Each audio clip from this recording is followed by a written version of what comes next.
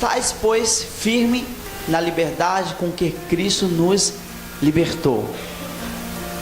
E não torneis a meter-vos debaixo do jugo da servidão. Porque vós, irmãos, fostes chamados à liberdade. Não useis então da liberdade para dar ocasião à carne, mas servi-vos uns aos outros pela caridade. Porque toda a lei se cumpre numa só palavra: nesta, amarás ao teu próximo como a ti mesmo. Se vós, porém, vos mordeis e devorais uns aos outros, vede, não vos consumais também uns aos outros. Amém? Nós temos aqui como tema liberdade cristã, sim. Aí você pode falar assim: sim, e aí? Libertinagem nunca. Eu sou livre, Jesus me libertou, glórias a Deus. Agora eu vou dar liberdade à carne. Eu vou viver a minha vida. Eu vou viver do jeito que eu quero.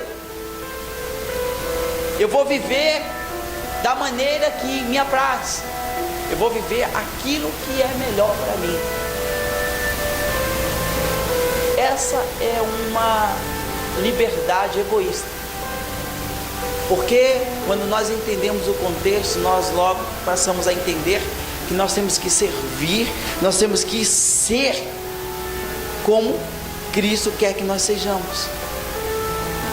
Paulo, ele condena severamente os falsos mestres que estavam impedindo, no versículo 7 aí: corrieis bem quem vos impediu, para que não obedeçais à verdade.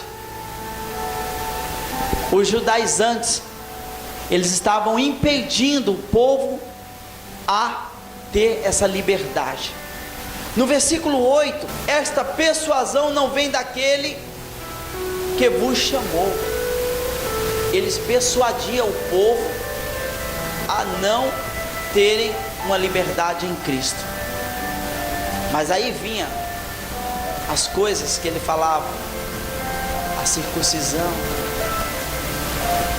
e aí fazia com que o povo pegava palavras de Paulo, na qual ele fala: onde abundou o pecado, superabundou a graça. E aí eles começavam assim como em Corinto, né? Porque essa palavra está em Corinto. E aí, então eu tenho que pecar novamente, eu tenho que voltar mais ainda à escravidão, para que a bênção de Deus seja maior sobre a minha vida. Aquelas pessoas estavam atrapalhando aquilo que Paulo falava. Paulo falava de Deus e eles atrapalhavam. No versículo 10 a 12, você vai encontrar: confio de vós no Senhor, que nenhuma outra coisa sentireis, mas aquele que vos inquieta, seja ele quem for, sofrerá a condenação. Versículo 11: eu, porém, irmão, se prego ainda na circuncisão, porque sou, pois, perseguido. Logo, o escândalo da cruz está aniquilado. Eu quereria que fossem cortados aqueles que vos andam inquietando. Então aquelas pessoas estavam atrapalhando a vida de Paulo, estavam indo contra, estavam fazendo com que a liberdade em Cristo se tornasse em uma libertinagem. Uma libertinagem é totalmente diferente de liberdade cristã. São as mesmas palavras de antes, são as mesmas palavras de hoje. Nós não devemos confundir. A liberdade cristã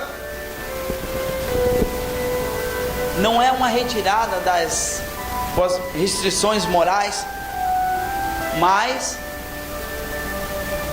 te levar a servir uns aos outros. Servir uns aos outros. Repete comigo: servir uns aos outros.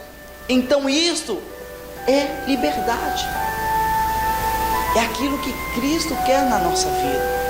Tiago 2, versículo 18 a 20. Eu quero que você leia comigo. Mas dirá alguém: tu tens a fé e eu tenho as obras. Mostra-me a tua fé sem as tuas obras, e eu te mostrarei a minha fé pelas minhas.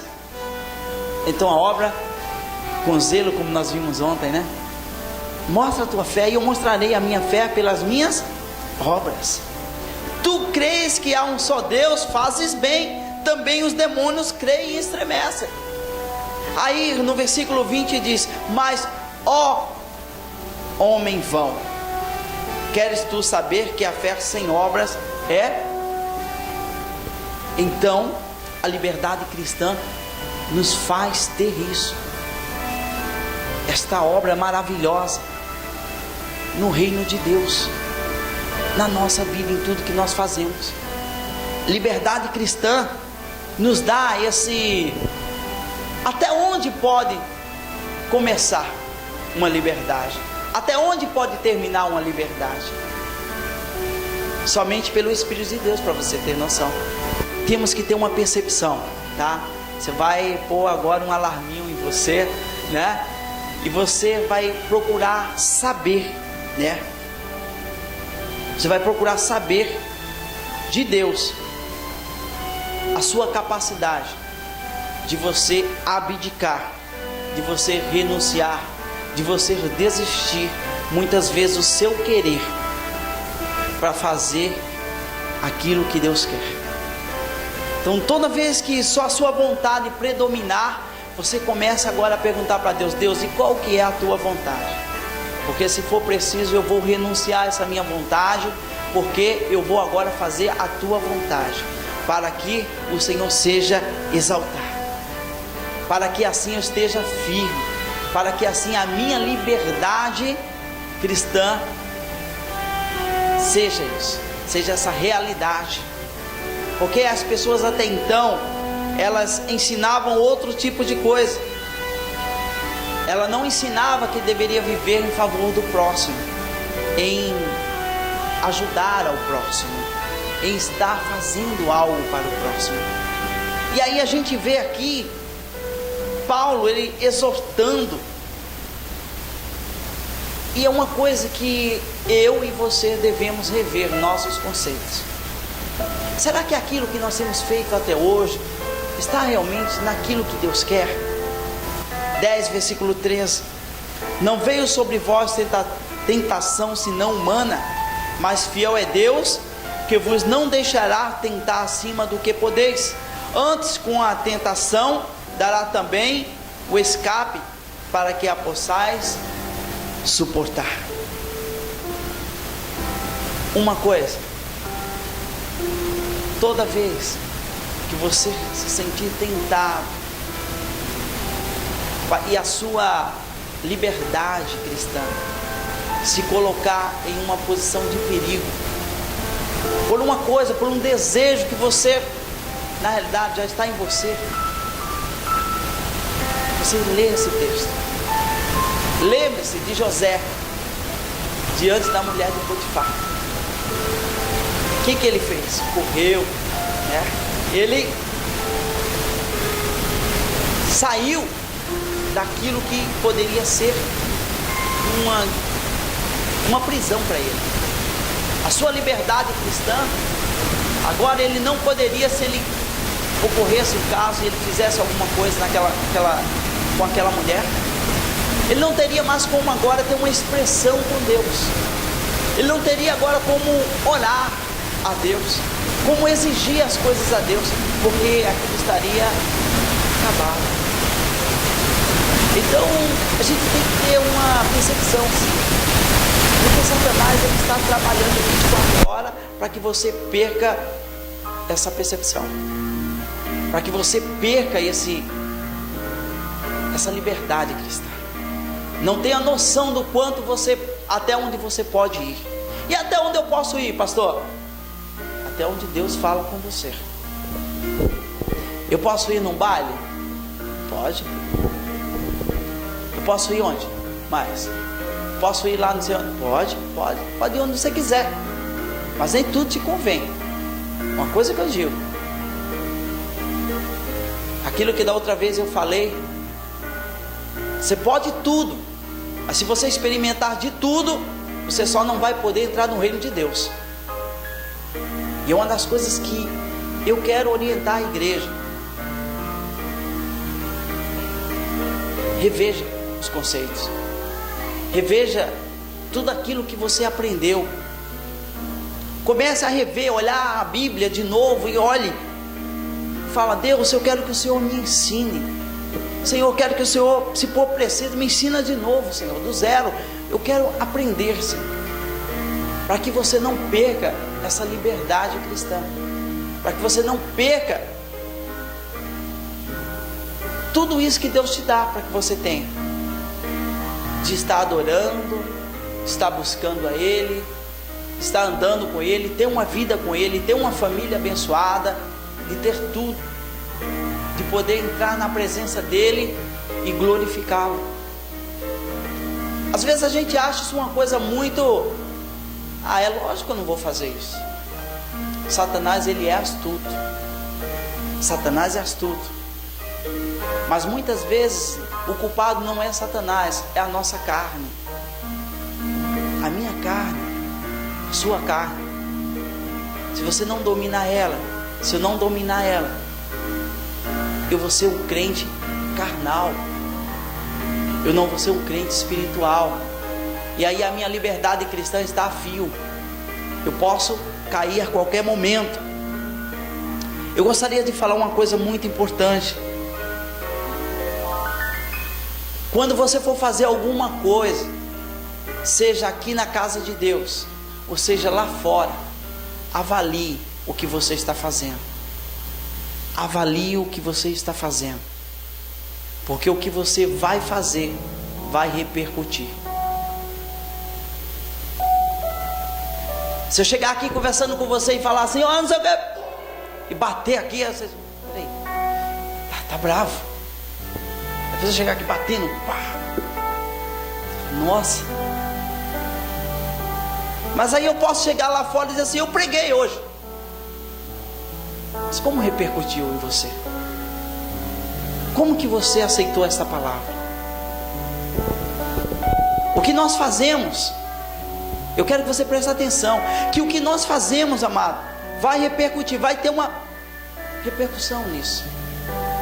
Isso pode fazer com que alguém diminua, que morra espiritualmente. Uma coisa que você faz, uma coisa que você deixa de fazer, uma coisa que você não faz, uma coisa que você faz mal, uma coisa que você faz bem também, repercute. Se eu olho para o irmão e falo: olha, ele faz bem, olha como ele lavou o carro, paz, lavou bem, olha, eu vou querer lavar desse jeito. Vai repercutir em mim o quê? Uma vontade de fazer tão quanto o irmão. Mas e se eu lavo o carro mal? Ixi, quero nem que você nunca lave meu carro, porque você lava mal. Isso é na nossa vida. Eu e você, cada um de nós individualmente devemos rever os nossos conceitos como cristão. O que nós estamos fazendo que está causando alguma coisa? Porque ali havia homens, haviam pessoas que estavam tirando, estavam persuadindo, estavam tirando pessoas da fé, estavam fazendo com que eles saíssem da fé, eles pecassem contra Deus, vivessem um tempo da lei, sabendo que a graça já era suficiente. O versículo 6 diz assim: mas qualquer que escandalizar um destes pequeninos, que crê em mim, melhor que ele fora, que se lhe pendurasse no pescoço uma mó de azenha, e submergisse a profundeza do mar. É uma pedra amarrada ao pescoço mesmo, tá? E aí o versículo 7 diz assim: ai do mundo por causa dos escândalos, porque é mister que venha escândalos, mas ai daqueles homens porque o escândalo vem. Se eu pegar aqui e eu pregar para os irmãos: irmãos, vocês podem beber na sua casa, o que vai acontecer? Você vai encher a cara. Não, mas a Bíblia fala que é embriaguez. E começa a embriaguez onde? Quando começa a embriaguez? E aí, me vê ali bebendo. Você vai falar assim: pastor, segunda latinha, terceira? O que é? Já é a quarta? Quanto que é essa aí? É a primeira? Sabe o que acontece? A minha atitude de quem chegar, e se você for um ex-alcoólatra, sabe o que vai acontecer? Você vai falar assim: o pastor pode? Eu vou viver debaixo da escravidão de novo. Eu vou viver bebendo lá, como eu bebia antes. Por quê? Porque eu vi alguém que poderia dizer assim: olha, bebida não é suficiente, o evangelho é suficiente, Jesus é suficiente, aleluias. E aí, em vez de eu falar isso, eu falo: não, vai e bebe. Já pensou se eu mando você fazer outra coisa? Já pensou se eu faço outras coisas que a carne impede? Aí você: mas pastor, eu saí agora disso. A minha vida era assim lá atrás. Eu vivia em escândalo assim. E agora eu vejo que o Senhor está fazendo. Mas como que é isso? Então eu vou viver debaixo da escravidão de novo. Porque viver com Cristo e viver debaixo da escravidão não é viver a liberdade cristã. Há muitas pessoas que estão pregando aí: olha, você pode ser gay e ser cristão.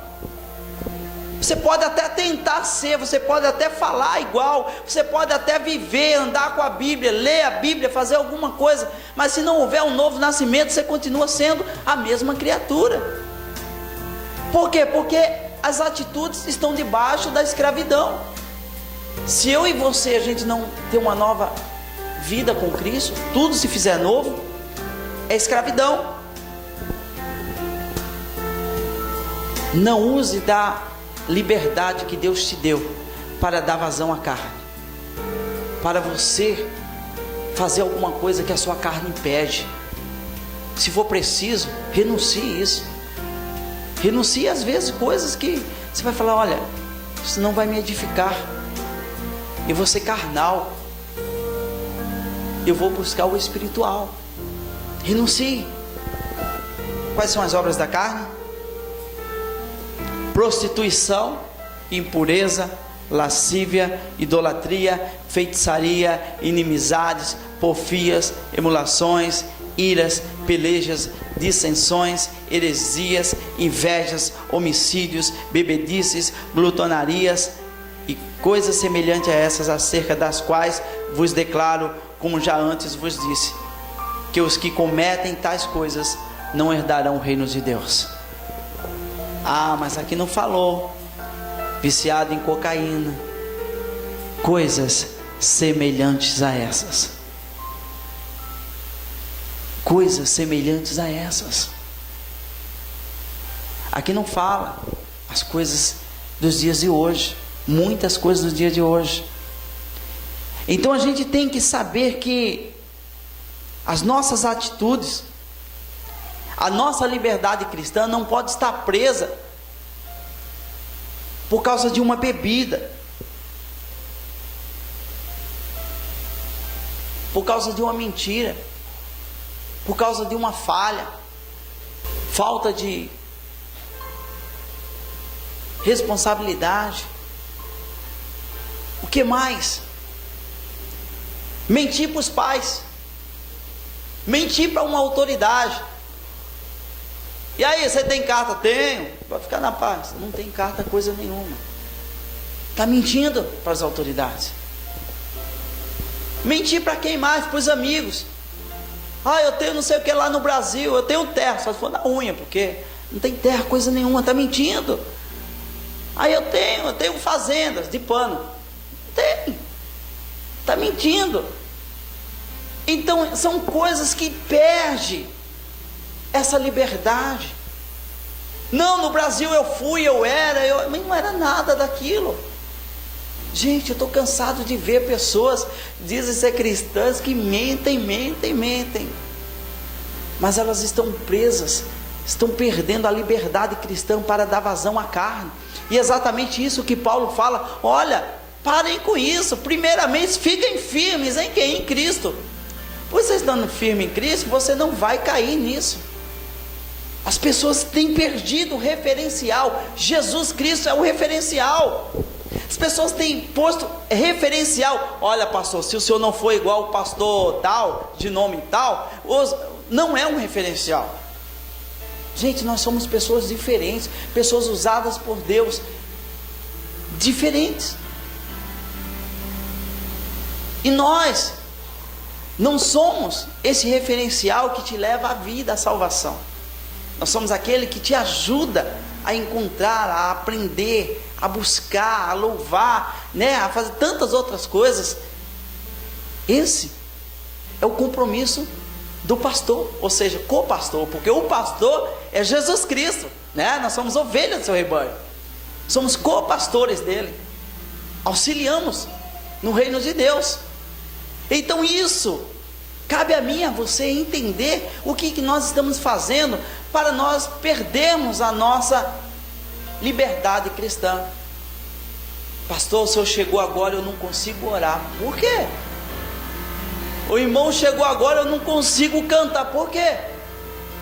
Qual a liberdade que você tem com Cristo? O que te impede de você ter essa liberdade cristã, de você chegar no Senhor? Uma coisa que eu prestei muita atenção nisso é que nós, eu e você, não fique procurando mal nas gavetas, sabe, nos seus armários, sabe, o mal nos armários dos outros, sabe?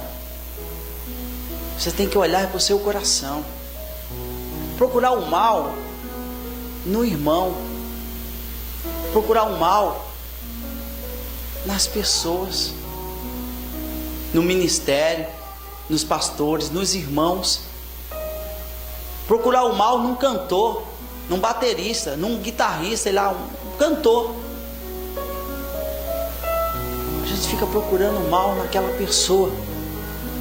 Porque se nós temos que ser, a Bíblia diz que nós temos que ser o quê? Sal da terra e luz do mundo.